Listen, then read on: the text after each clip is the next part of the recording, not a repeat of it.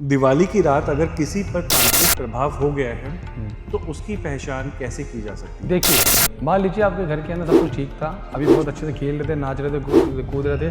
12 बजे के बाद 2 बजे का रात को आपकी दिक्कत खराब हो गई, शरीर में तबीयत खराब हो गई, बुखार चढ़ गया, शरीर कांपने लग गया, ऑटोमेटिक दम घबराने लग गए आप, तो आप समझ जाओ कि आप पे तंत्र क्रिया हो चुकी है। इसके लिए कुछ नहीं करना जरूरी था। आप चाहते हैं कि आप पे तंत्र क्रिया ना हो, आपके घर में कोई क्रिया करने की कोशिश कर रहा तो उसके लिए बचने का उपाय कोई ऐसा मिल जाए। आपके घर के अंदर जो भी आप जल चढ़ाते हो, परमात्मा के लिए आप एक लोटा जल जरूर रखते हैं। बहुत सारे लोग मंदिर में रखते हैं घर के अंदर, वो एक लोटा जल अपने घर की चौखट पे डालते हैं। यही बोलते हैं। कुछ लोग तो इनफैक्ट दिवाली पूजन से पहले भी मांसाहार, शराब ये ग्रहण करते हैं। तो ऐसा करना कोई हमारी परंपरा है या ये पूर्ण रूप से अशुभ है? बहुत ज़्यादा अशुभ है। इससे आपके घर में बहुत बड़ा दोष लग जाता है। कुछ लोगों के घर में एक परंपरा ये भी होती है कि दिवाली पूजन के बाद ताश खेलने की या जुआ खेलने की, तो वो करना कोई परंपरा नहीं है जी, बोलने की बातें हैं, ये कोई परंपरा नहीं। कहाँ लिखा हुआ मुझे बता दो कि ताश खेलना गलत चीज़ है। ताश खेलने के चक्कर में, जुआ खेलने के चक्कर में, तो जो भी शिव कालका धाम से जुड़े हैं वो मिठाई खाना चाहते हैं, तो सबसे पहले जो हम आपको जल पढ़ के देते हैं, शुद्ध करके देते हैं। जिन लोगों पर तांत्रिक प्रभाव या काली क्रिया चल रही है वे दिवाली पूजन में शामिल हो सकते हैं या उनके लिए कोई अलग साधना या उपाय है? शिव कालका धाम के अंदर 3 दिन पहले से ही सुरक्षा के लिए, जो आपके चैनल के माध्यम से बोलने जा रहा हूँ, उन्हें गोला सिद्ध करके दिया जाएगा, जो कि उनको घर के बाहर चौखट के बीचों बीच, जो चौखट होती है, चौखट से ऊपर बीचों बीच। नमस्कार दोस्तों, आज का यह पॉडकास्ट कोई साधारण पॉडकास्ट नहीं है। यह पॉडकास्ट संबंधित है दिवाली की अमावस्या की उस अंधकार भरी रात से, जब सारा संसार दीपों की रोशनी से जगमगा रहा होता है। वहीं कुछ अदृश्य शक्तियां भी जागृत हो उठती हैं। आज हम बात करेंगे ऐसी ही रहस्यमयी शक्तियों की और आपको उनसे कैसे बचना है उस बारे में, जिन्हें जानना हर किसी के लिए ज़रूरी है।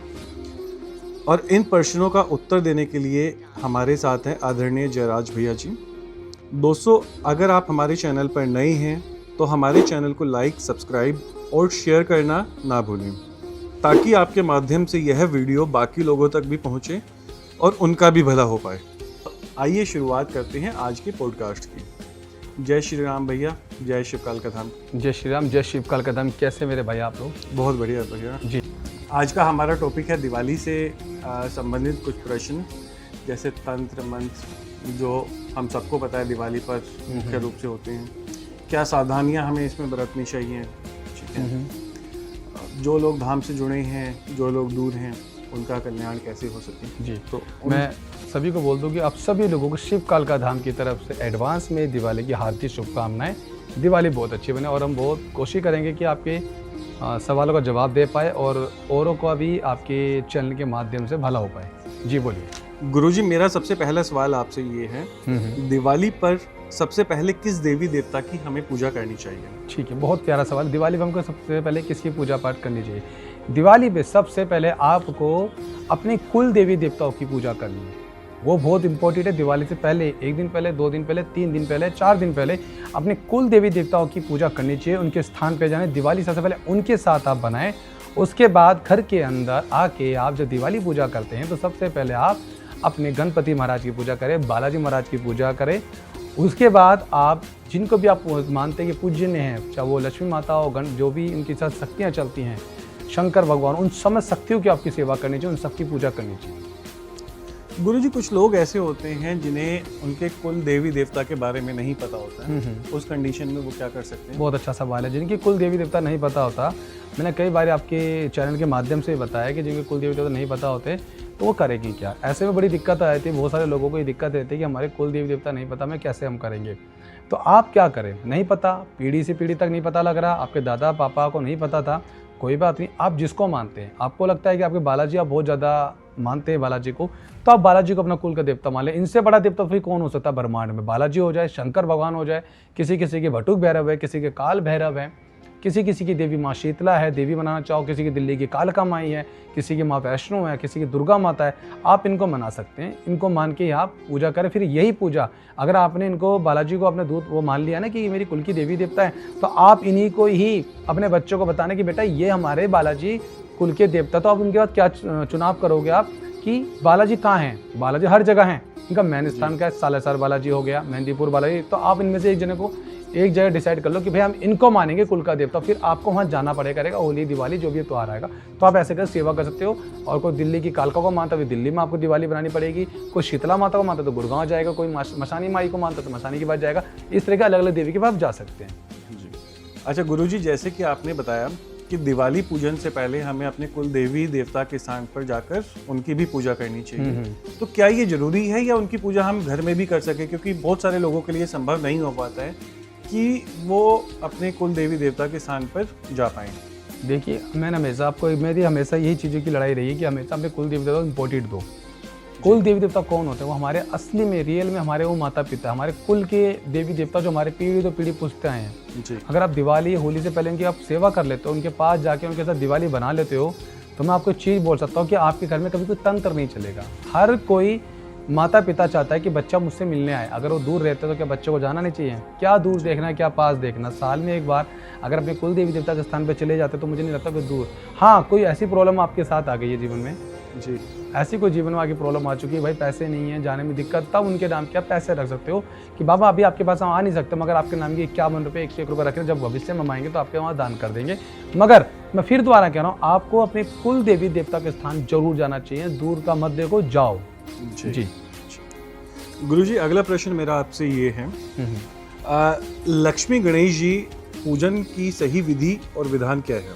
ठीक है, देखिए, मैंने आपको भी इसी वीडियो के माध्यम से मैंने बताया कि सबसे पहले आपको किसकी पूजा करनी है। सबसे पहले आपको अपने घर के अंदर आने के बाद गणपति जी की सेवा लेनी है जी। कोशिश करें पूरे घर के अंदर गंगा जल छिड़का जाए, घर का पूरा सफाई की जाए बहुत बढ़िया से। वैसे ये जो दिवाली होती है सब पहले से घरों में सफाई होना शुरू हो जाती है, मगर मैं चाहता हूँ कि दिवाली से पहले और अच्छे से आपके घर के अंदर सफाई होनी चाहिए।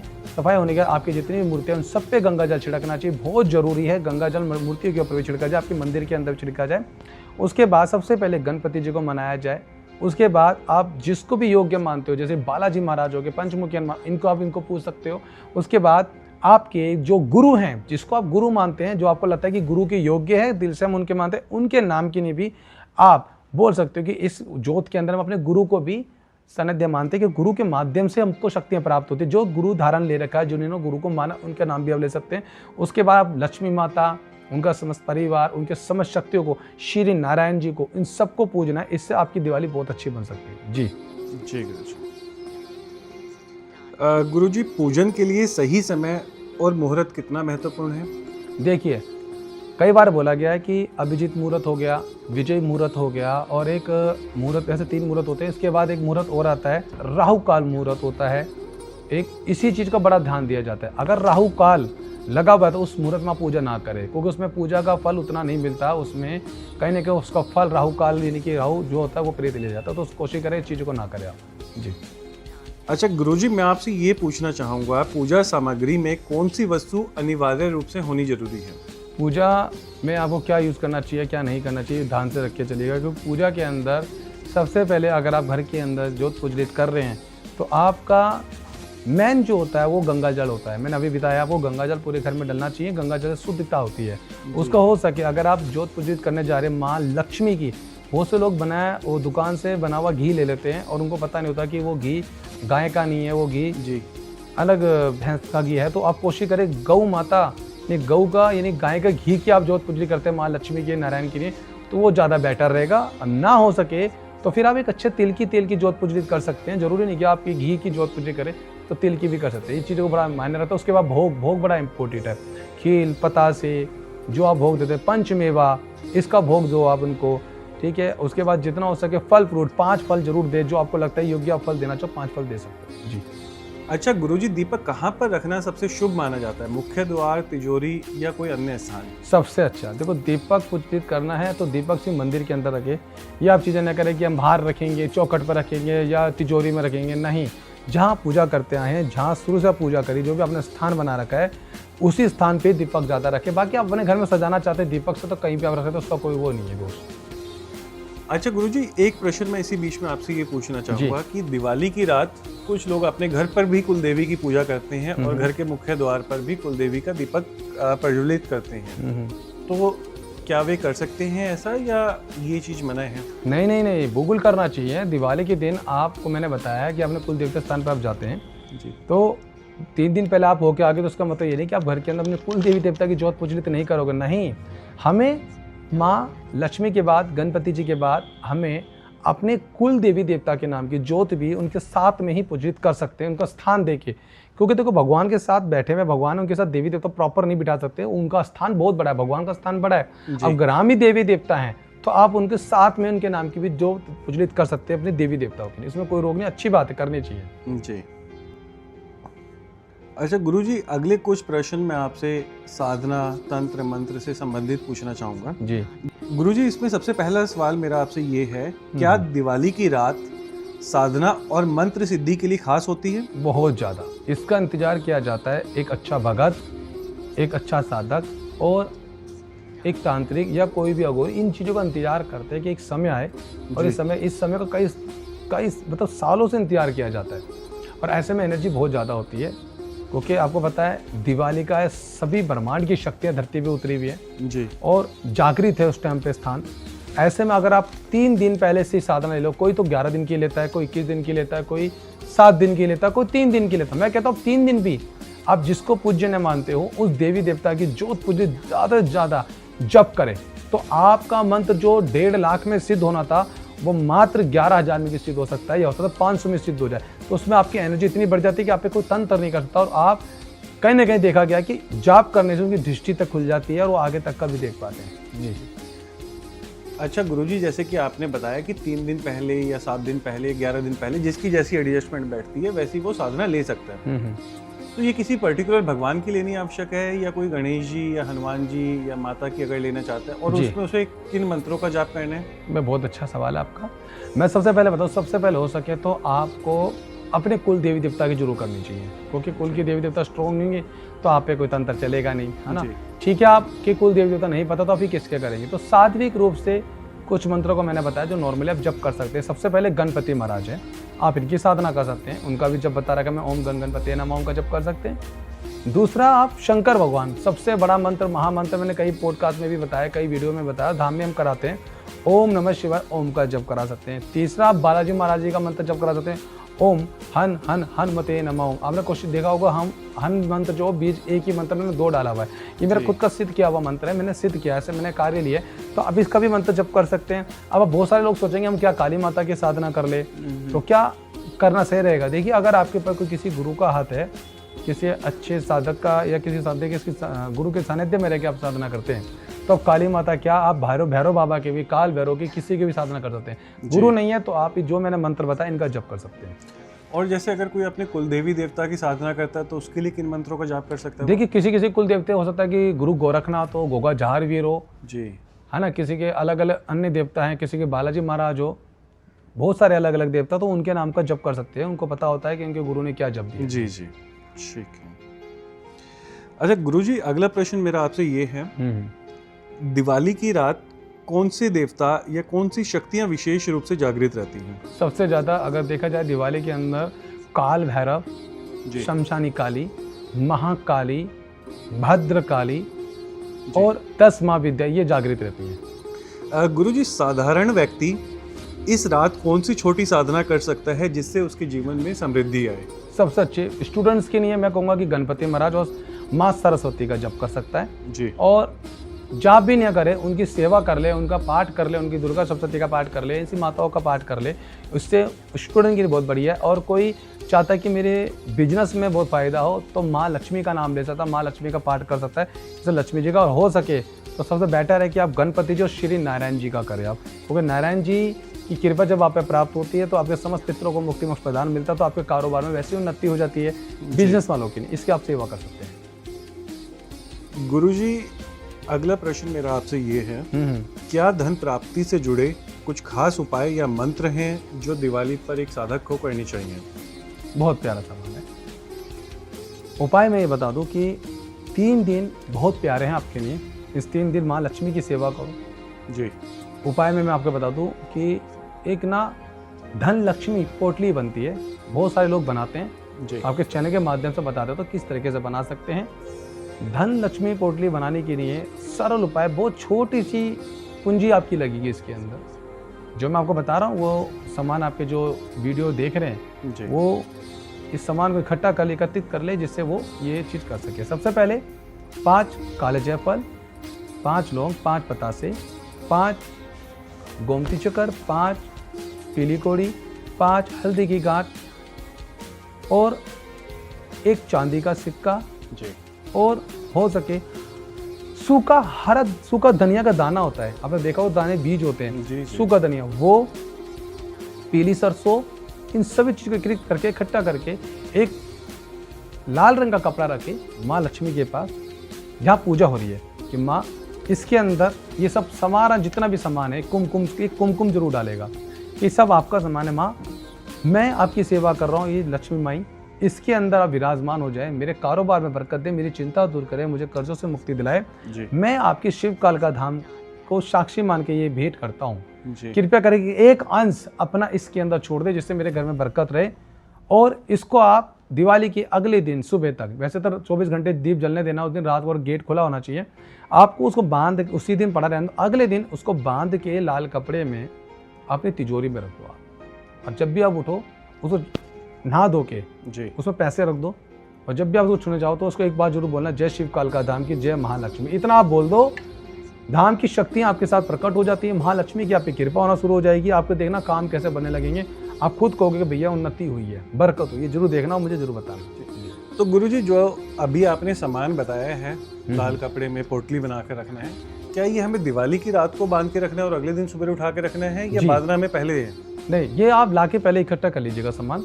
जिस दिन मेन पूजा दिवाली की है उसी दिन आप जब दरबार सजाते हैं माँ लक्ष्मी का, गणपति जी का, उसी टाइम आपको ये चीजें करनी है और अगले दिन आपको उठाना है। जी। तो दरबार में हमें पोटली बना के बांध के नहीं, बांध के नहीं रखी, खुला रखना, अगले दिन बांधनी है आपको, अगले दिन। जी ठीक है गुरुजी। गुरुजी, अगला प्रश्न मैं आपसे पूछना चाहूँगा, क्या लक्ष्मी साधना और काली साधना एक साथ इस रात्रि में की जा सकती हैं? देखिए, कभी भी आप साधना करते हैं कोशिश करें कि एक ही साधना करें, एक ही साधना फोकस रखें। तो मेरे हिसाब से ऐसे में लक्ष्मी साधना आप कर लीजिएगा, काली की साधना कभी भी कर सकते हैं। जी हाँ, अगर आपको लगता है कि मुझे काली की साधना करना है, किसी का ये करना है, या मुझे शक्ति चाहिए, तो उसके लिए आपको काली माता की साधना करनी चाहिए। अगर नहीं तो मेरे हिसाब से महालक्ष्मी की साधना करो। लक्ष्मी का दिन ज़्यादा ये है तो लक्ष्मी माता की कृपा बहुत ज़्यादा रहेगी इसमें। वैसे तो काली माता की भी कृपा है, मगर लक्ष्मी माता की बहुत ज़्यादा अच्छी कृपा रहेगी आपकी, बरकत की। नहीं तो लक्ष्मी की करें तो ज़्यादा बेटर है। और माँ लक्ष्मी की अगर साधना करते हैं तो धन प्राप्ति और बहुत ज़्यादा, बहुत वैभव और धन प्राप्ति, शांति, घर में क्लेश खत्म होंगे, कलेश नहीं होंगे, घर के शांति बनी रहेगी। अच्छा गुरुजी, अक्सर हम यह सुनते हैं कि दिवाली की रात तांत्रिक क्रियाओं के लिए सबसे शक्तिशाली होती है। जी, इसका क्या कारण है? देखिए, तांत्रिक क्रियाओं के लिए नहीं, ये शक्तिशाली सबके लिए है। हर कोई अपनी शक्ति बढ़ा सकता है। कुछ लोगों के भले की नहीं करता, कुछ लोग बुरे की नहीं करते हैं। तो ऐसे में दोनों को शक्ति भगवान देता है, मगर जो कोई किसी का बुरा करता है तो उसके पास लॉन्ग टाइम तक कोई शक्ति नहीं रहती है। अच्छाई की नहीं चलोगे तो हजारों साल तक आपके साथ शक्ति चलेगी। अच्छा गुरुजी, साधारण लोग खुद को ब्लैक मैजिक या तांत्रिक प्रभाव से दिवाली वाले दिन कैसे बचा सकते हैं? बहुत बढ़िया, बहुत प्यारा सवाल है आपका। दिवाली के दिन आपको पता सबसे ज़्यादा तंत्र क्रिया होगी, मारण क्रिया, उच्चाटन क्रिया, वशीकरण, बहुत कुछ किया जाएगा, बहुत गलत तरीके से किया जाएगा। जी। ऐसे में बचने के लिए उपाय सबसे पहले बताओ, जो भी शिव कालिका धाम से जुड़ा है या आपकी वीडियो के माध्यम से जो भी जुड़ रहा है, आपके अंतर यात्रा पॉडकास्ट के माध्यम से जो भी जुड़ा, उनको मैं एक चीज़ बताना चाहूँगा कि आपको करना है क्या है। ऐसे में कोशिश करें कि किसी के घर का कुछ ना खाए, जी, किसी के घर का कुछ दिया हुआ ना पहने। जी। ऐसे में चौक चौराहे से थोड़ा बच के रहे। जी। अगर बहुत ज़रूरी काम पड़ जाता है, आपको लगता है कि आपको जाना है, जी, तो उसमें हम रोक भी नहीं सकते, क्योंकि जाना का काम जो करना ही पड़ेगा। ऐसे में क्या तंत्र क्रिया चौक चौराहे की बहुत ज़्यादा छोड़ी जाती है। जी। मीठा खा के ना जाए। ऐसे में हो सके तो आप अगर शिव कालिका धाम से जुड़े तो जल बना के दिया जाए तो जल का ग्रहण कर सकते हैं, विभूति ग्रहण कर सकते हैं, या अपने कुल देवी देवता का नाम लेके घर से निकले तो आप इन चीज़ों से बच सकते हो। अच्छा गुरुजी, दिवाली वाले दिन घर की सुरक्षा के लिए कोई विशेष मंत्र यह रक्षा कवच बनाया जा सकता है? देखो, इस दिन जरूरी नहीं कि आप मैंने आपको पहले बता दिया कि अगर आप अपने कुल देवी देवता के स्थान पर होके आ जाते हैं ना, जी, तो ऐसे में आपके कुल देवी देवता आपको खुद का घर का बंधन करते हैं, तो आपको किसी भगत से बंधन लगवाने की जरूरत ही नहीं है इस दिन। हाँ, आप चाहते हैं कि आप पे तंत्र क्रिया ना हो और आपके घर में कोई क्रिया करने की कोशिश कर रहा, तो उसके लिए बचने का उपाय कोई ऐसा मिल जाए कि क्रिया से बच जाए, तो बहुत अच्छा सा उपाय बता रहा हूँ, आपको ध्यान से सुनना। आपके घर के अंदर जो भी आप जल चढ़ाते हो, परमात्मा के लिए आप एक लोटा जल जरूर रखते हैं। बहुत सारे लोग मंदिर में रखते हैं घर के अंदर, वो एक लोटा जल अपने घर की चौखट पे डाल दो, यही बोल के जिसके लिए आपने जल रखा हुआ है कि हे, मान लीजिए आप शंकर भगवान के जल रखते हैं, बालाजी महाराज जी आपके नाम को जल चौखट पे डाल रहा हूँ, इस चौखट के माध्यम से कोई भी गंदी शक्ति, नेगेटिव एनर्जी मेरे घर में प्रभाव ना करे, कोई एंटर ना करे, ये रक्षा करे, आपका नाम को जल डाल के मैं घर का बंधन कर दूँ। बस इतना बोल देना और शिव काल का धाम को साक्षी मान लेना, तो हमारी धाम की शक्ति आपके साथ जाएंगी, ऑटोमेटिकली वो बंधन लगा के आ सकती है। जी, तो ये दिवाली वाले दिन, दिवाली से पहले छोटी दिवाली, धनतेरस, उस दिन भी ये चीज़ें हाँ, ये कोशिश करो तो 3-4 दिन पहले से करना शुरू करो, वो ज़्यादा बेटर है। रोज करना है ये चीज़ें, रोज शिव काल का धाम को साक्षी मानना। जी, ठीक है। कुल देवी देवता वाला तो आपने बता ही दिया। अच्छा गुरुजी, जैसा कि हम सब लोगों को पता है कि बहुत सारे लोग ऐसे होते हैं जो दिवाली पूजन के बाद, या कुछ लोग तो इनफैक्ट दिवाली पूजन से पहले भी मांसाहार, शराब ये ग्रहण करते हैं। तो ऐसा करना कोई हमारी परंपरा है या ये पूर्ण रूप से अशुभ है? बहुत ज़्यादा अशुभ है। इस दिन महालक्ष्मी का दिन है, हमारे कुल देवी देवताओं का दिन है, अच्छी शक्तियों का दिन है, गणपति जी का दिन है। अगर आप ऐसे दिन में अगर आप कोई नशा या कोई मांस मदिरा का आप पान करते हो, सीधा आप घर के अंदर आते हैं, इससे आपके घर में बहुत बड़ा दोष लग जाता है। और मैं आपको एक चीज़ बता दूं, ऐसे में क्या होता है, आपके शरीर में कोई नेगेटिव एनर्जी होगी ना, वो जान की चीज़ को लेके जाएगी करवाने के लिए। हमें उस दिन का बहुत ज़्यादा कंट्रोल करना है कि हमें उस दिन नशा वशा नहीं करना है। ऐसे में माँ लक्ष्मी रूठ जाती है, माँ गणपति महाराज जी नाराज हो जाते हैं, तो हमारे पास बरकत नहीं होती लक्ष्मी की, फिर वो पूरे साल रोते रहते हैं, क्योंकि उनको पूरा साल का त्योहार खराब हो जाता है। कोशिश करें कि हम नशा ना करें तो ज़्यादा बेटर है। जी। अच्छा, कुछ लोगों के घर में एक परंपरा ये भी होती है कि दिवाली पूजन के बाद ताश खेलने की या जुआ खेलने की, तो वो करना कोई परंपरा नहीं है जी, बोलने की बातें हैं, ये कोई परंपरा नहीं। कहाँ लिखा हुआ मुझे बता दो कि ताश खेलना चाहिए, गलत चीज़ है जी। ताश खेलने के चक्कर में, ये जुआ खेलने के चक्कर में तो महाभारत हुआ, तो इन चक्करों में ना पड़े तो ज़्यादा बेटर है। कोशिश करो आप घर के अंदर रहो, अपनी कुल देवता की सेवा करो, दिवाली बनाओ, बच्चों के साथ बनाओ, फैमिली के साथ बनाओ, बहुत बढ़िया से बना सकते हो। इन चीज़ों में ना पड़े तो ज़्यादा बेटर है। बहुत लोगों घर खराब होते हैं ये ताश जो खेलते हैं, जुआ खेलते हैं, ना करो तो ज़्यादा बेटर है। दिवाली की रात अगर किसी पर तांत्रिक प्रभाव हो गया है तो उसकी पहचान कैसे की जा सकती है? देखिए, मान लीजिए आपके घर के अंदर सब कुछ ठीक था, अभी बहुत अच्छे से खेल रहे थे, नाच रहे थे, कूद रहे थे, 12 बजे के बाद 2 बजे का रात को आपकी दिक्कत खराब हो गई, शरीर में तबीयत खराब हो गई, बुखार चढ़ गया, शरीर कांपने लग गया, ऑटोमेटिक दम घबराने लग गए आप, तो आप समझ जाओ कि आप पे तंत्र क्रिया हो चुकी है। इसके लिए कुछ नहीं करना, सीधा शिवकाल का धाम के नाम के आप 101 रुपये निकाल सकते हैं। जो मैंने हर बार बताया कि हे शिवकाल का धाम की महाशक्ति हो, मेरा नाम यह है, मेरा गोत्र यह है, मेरे घर में ये पीड़ा आई है, ये संकट आया है, कृपया करके जो भी तंत्र क्रिया इस दिवाली में मेरे घर पर आई, इस दिवाली से इस क्रिया से हमें बचाइए। 101 रुपये शिवकाल का धाम के भंडारे के निकाल करते हैं, उस 101 रुपये आप निकालो, तत्काल कुछ टाइम के लिए आराम हो जाएगा। उस 101 रुपये संभाल के आप शिवकाल का धाम आके अपना तंत्र कटवाया, गोले का हवन करवाया, आपका तंत्र कटेगा, उसी टाइम आप उस तंत्र से बच सकते हो। वैसे कोशिश कर रहे हैं कि जो भी शिवकाल का धाम से जुड़ रहे हैं कि घर पे हम पहले से 3 दिन पहले ही प्रोटेक्शन लगा देंगे कि आपके तंत्र के ना चले, किसी भी भगत पे ना चले। जो यूट्यूब पे जुड़े हुए, जो हमारी वीडियो को देखते हैं और वो आ नहीं पा रहे हैं या आपके चैनल के माध्यम से नहीं आ पा रहे, उनके लिए भी मैं ये चीज़ें करूँगा कि उनके घर पे भी कोई तंत्र ना चले, उनके लिए मैं यज्ञ हवन करूँगा। जी ठीक है। अच्छा, अगला प्रश्न मेरा आपसे ये है गुरुजी कि क्या वे लोग जिन लोगों पर तांत्रिक प्रभाव या काली क्रिया चल रही है, वे दिवाली पूजन में शामिल हो सकते हैं या उनके लिए कोई अलग साधना या उपाय? बहुत अच्छा सवाल है मेरे भाई। इस दिवाली मैंने आपको बताया आपके चैनल के माध्यम से, लास्ट टाइम हमने नवरात्रों की वीडियो बनाई थी जी, और काफ़ी लोगों ने उसको प्यार दिया आपके चैनल के माध्यम से, और लोगों को नवरात्रे बहुत अच्छे बने जी। तो मैंने एक चीज़ वादा करा कि इस बार दिवाली भी सबकी अच्छी बनेगी।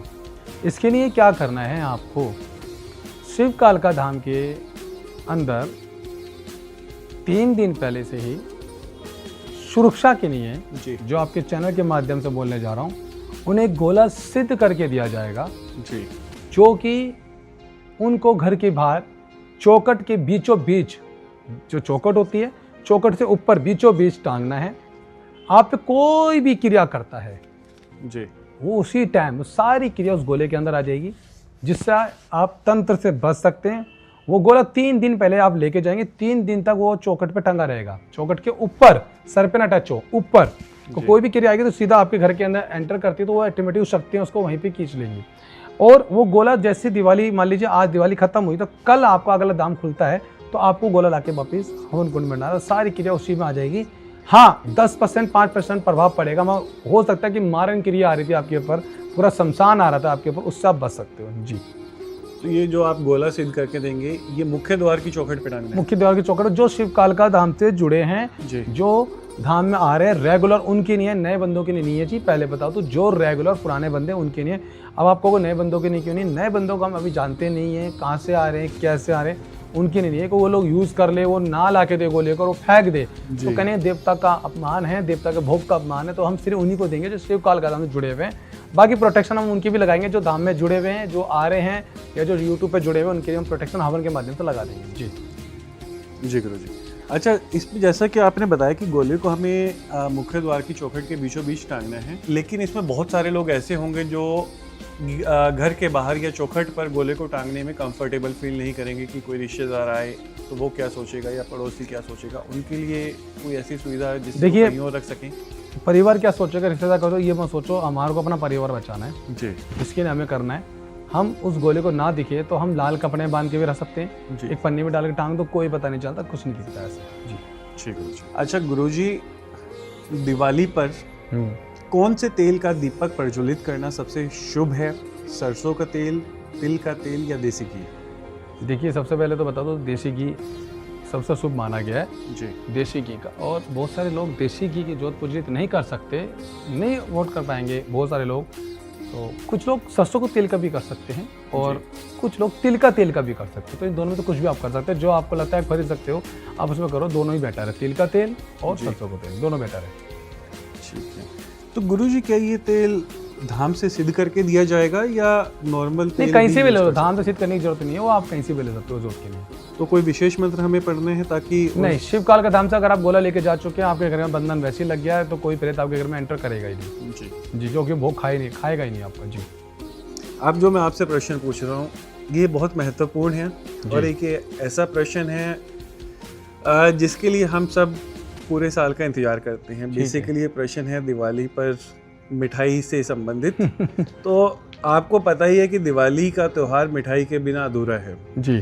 तो कोई ऐसा विशिष्ट मंत्र या कोई ऐसा जाप जिसे पढ़कर निशंक होकर हम मिठाई ग्रहण कर सकें, या बिल्कुल बचना चाहिए इस? मुझे ऐसा लगता है अंतर यात्रा जी, आप, मुझे लगता है आप अपनी नहीं सोच रहे हैं बात खाने के लिए, बट ठीक है, आपके चैनल के माध्यम से मैं बता देता हूँ सभी के लिए जी। देखिए, कभी भी ऐसा कोई मंत्र नहीं बना कि आज इसको सिद्ध कर लो और आप इसी मिठाई खा लो तो फिर सारे लोग खा लेंगे, ऐसा कुछ नहीं है। अभी आपको करना है क्या, जो भी शिव कालिका धाम से जुड़े हैं वो मिठाई खाना चाहते हैं, तो सबसे पहले जो हम आपको जल पढ़ के देते हैं, सिद्ध करके देते हैं विभूति डाल के, उसका ग्रहण पहले कर लीजिए, उसके बाद मिठाई खा लीजिए, कुछ नहीं होगा। पूरी मिठाई के ऊपर घर के अंदर वैसे गंगा जल छिड़का हुआ है, चौकट पे प्रोटेक्शन लगा दी, घर के अंदर प्रोटेक्शन लगा, तो मीठा खाओ तो कुछ नहीं होगा। कोशिश करो ना खाओ तो बेटा खा लो, बस ज़्यादा किसी के घर का मत खाना, अपने पैसों का अपने खरीदा हुआ खाए, ज़्यादा खा के बाहर उड़ को ना जाए, चौक चौराहे पार ना करे, बस कुछ नहीं होगा। इस दिवाली प्रोटेक्शन मैं ऐसे लगाऊंगा, मिठाई खा लेना, कुछ नहीं होगा। और बोलिए?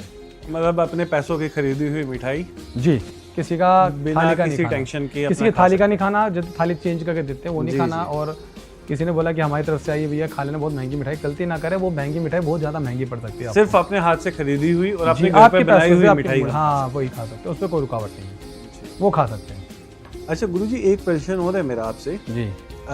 जैसा कि आपको पता है कि हम में से ज़्यादातर लोग हर दिवाली पर लक्ष्मी गणेश जी की नई प्रतिमा लेकर आते हैं, तो ऐसा क्या करना चाहिए या ऐसा कोई हमें मंत्र पढ़ना चाहिए जिससे जो प्रेत हैं, जैसा कि हम पहले भी बात करते हैं, मूर्ति के अंदर भगवान की प्रतिमा में वो बैठ जाते हैं जी, तो लक्ष्मी गणेश जी की उस प्रतिमा में प्रेत विराजमान ना हो पाए? देखिए, बहुत सारे लोग ऐसे धाम से जो नहीं जुड़े हुए, बहुत दूर रहते हैं, उनके लिए बहुत दिक्कत है, क्योंकि जिनके घर में प्रोटेक्शन लगी है उनके घर में तो प्रेत घुस नहीं सकता, मूर्ति में आएगा भी तो बाहर के और रोक लेंगे देवता जी। अब ऐसे लोग बहुत दूर से दूर रहते हैं, लोग वो क्या करेंगे? देखिए, मैं इतना कह सकता हूँ कि जो भी आप गणपति जी की मूर्ति लेके आ रहे हैं और माँ लक्ष्मी की मूर्ति लेकर, जो आपके घर के पास मंदिर हो वहाँ मत्था टिकवा दे उस मूर्ति का, मंडप के हाथ में देने की जरूरत नहीं है, गलती नहीं करे। आप मूर्ति को इस तरीके से पकड़े कि हे जो भी आपके आसपास मंदिर है, मान लो कोई आप शंकर भगवान का मंदिर है, हे शंकर भगवान, आपके मंदिर के माध्यम से सबसे पहला मत्था मैं आपके पास टेकता हूँ और ये मूर्ति यहाँ मैं आपके यहाँ से लेके जा रहा हूँ, आप इस पर इतनी कृपा कर दीजिए इनके साथ कोई प्रेत मेरे घर ना जाए। इतना बोल के उस मूर्ति को कपड़े से ढक के या पेपर से ढक के घर लेके जाके रख दो, उसमें प्रेत प्रवेश नहीं करे। उस टाइम पर महादेव की उन पर कृपा हो जाएगी। चाहे वो बालाजी का मंदिर हो, चाहे काली माता, उनसे आप बोल सकते हो, क्रिया नहीं होगी, उनको तंत्र नहीं गुजरेगा। सीधा आप वो मूर्ति सीधा अपने घर लेके जाना, कहीं जाना मत, पीछे मुड़ के मत देखना। जी गुरुजी, आखिरी प्रश्न मेरा आपसे ये है, क्या दिवाली पूजन वाले दिन हम श्री लक्ष्मी गणेश जी को, अन्य देवताओं को जिनकी हम पूजा करेंगे, और कुल देवी देवता को मिठाई का भोग लगा सकते हैं? बहुत ज़रूरी है, लगा सकते। जब आप खा सकते हो तो लगाओगे कि नहीं? तो सबसे पहले कोशिश करें गणपति जी को लड्डू का भोग दें, 5 से 5 6 लड्डू का, 5 लड्डू का भोग, 11 लड्डू का भोग दे। माँ लक्ष्मी का भोग लगाए, नारायण जी को लगाए, पंचमुखी हनुमान, खेड़ के पंचमुखी हनुमान का भोग लगाए जी। इन सब का भोग आप लगा सकते हैं और इससे आपके घर में फिर एनर्जी अच्छी रहेगी। जब उनका भोग मिलेगा तो देवता खुश होगा। उस टाइम की नहीं, क्योंकि 3 दिन की नहीं, मैं प्रोटेक्शन लगाऊंगा। आपको पहले बता के चलता हूँ, आपके चैनल के माध्यम से जो भी हमारे नाम से जुड़े हैं या आपके चैनल से जुड़े, उनके घर में 3 दिन की प्रोटेक्शन लगेगी, बहुत तगड़ी वाली।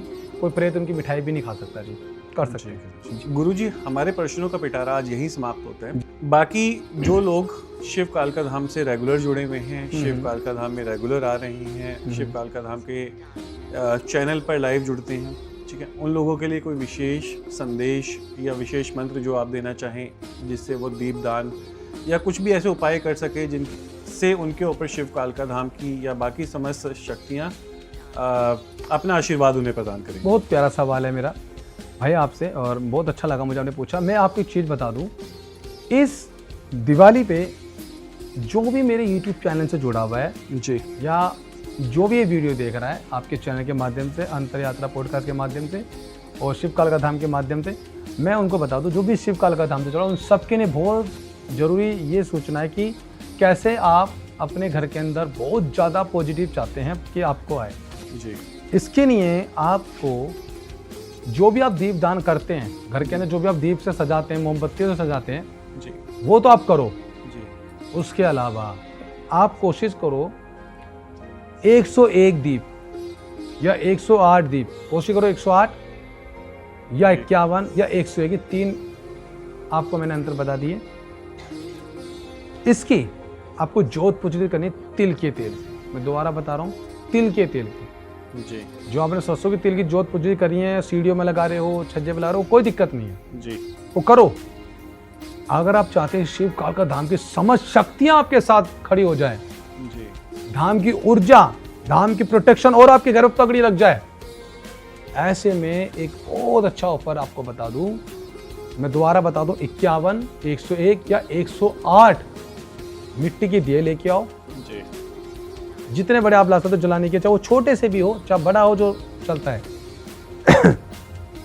तिल का तेल शिव कालका धाम से, तिल का तेल शिव कालका धाम से लेके जाए जी, और बोले कि हे शिव कालका धाम की महाशक्तियों, जी, मैं आप सभी लोगों के लिए 108, 101, 51 दीपदान करने जा रहा हूं।